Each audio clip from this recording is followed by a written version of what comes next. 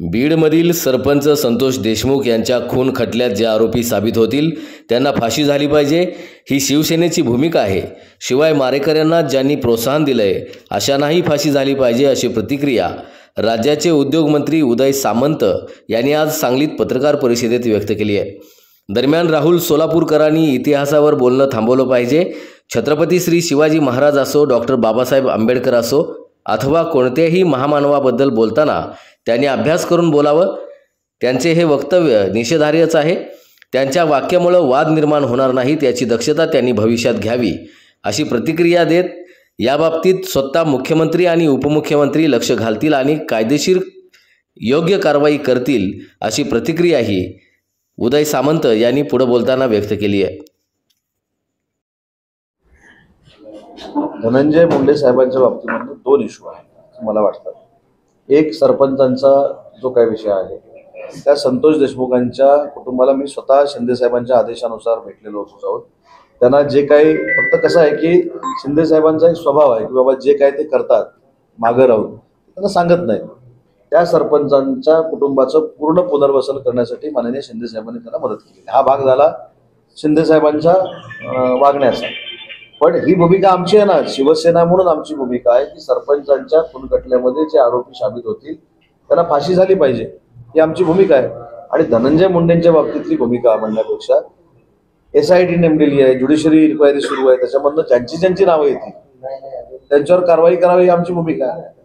आणि दुसरा जो विषय आहे तो दुसरा विषय हा त्यांचा कौटुंबिक विषय आहे, त्याच्यावर मला बोलायचा अधिकार नाही। त्याच्यावर मला त्या सरपंचांच्या बाबतीतली आमच्या पक्षाची भूमिका, जे कोण ह्याच्यामध्ये सामील असतील, ज्यांनी कोणी याला प्रोत्साहन दिलेलं असेल किंवा ज्यांनी कोणी त्याला मारलेला असेल त्यांना फाशीची शिक्षा झाली पाहिजे, कडक शिक्षा झाली पाहिजे। राहुल सोलापूरकरांच्या बाबतीतली माझी भूमिका मी स्पष्ट मांडली।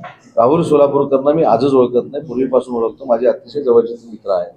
परंतु आता राहुल सोलापूरकरांनी थोडा वेळ इतिहासावर बोलणं थांबवलं पाहिजे।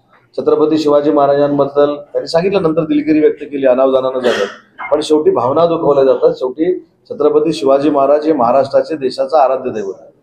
तसं ज्या महामानवानं घटना लिहिली डॉक्टर बाबासाहेब आंबेडकरांनी, भारतरत्न डॉक्टर बाबासाहेब आंबेडकरांनी, त्यांच्या घटनेमुळे आज आम्ही मंत्री म्हणून, लोकप्रतिनिधी म्हणून काम करतोय। देशाची एक उत्कृष्ट लोकशाही म्हणून जगामध्ये मानली जाते। त्यांच्याबद्दल बोलताना सुद्धा पूर्ण इतिहासाचा अभ्यास करून माहिती असेल तरच बोललं पाहिजे। म्हणजे त्यांना माहिती नाही किंवा ते अभ्यासक नाही असं म्हणत नाहीत, पण त्यांच्या वाक्यामुळं वाद निर्माण होणार नाही याची दक्षता भविष्यामध्ये त्यांनी घेतली पाहिजे।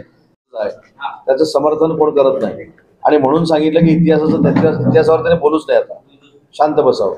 पण मला जी त्यातली त्रोटक माहिती आहे ती छत्रपती शिवाजी महाराजांवर त्यांनी केलेलं वक्तव्य निषेधार्हच आहे, पहिली गोष्ट। पण ते कहते 1.5 महिन्यापूर्वीची त्यांची ती मुलाखत आहे असं ते स्वतः सांगतात। 1.5 महिन्यापूर्वीची असली तरी त्यांनी बोलावं असं नाही, त्यांनी अभ्यासच करून बोलला पाहिजे। आणि परवा आताच पण त्यांची एक मी मुलाखत बघितली की आता परत माफी मागितली त्यांनी। बोलायचं आणि माफी मागायचं हे देखील योग्य नाही। या बाबतीमध्ये स्वतः मुख्यमंत्री महोदय लक्ष घालतील, उपमुख्यमंत्री महोदय लक्ष घालतील, त्यांना समज देतील किंवा कायदेशीररित्या काय करायचं असेल त्याचा निर्णय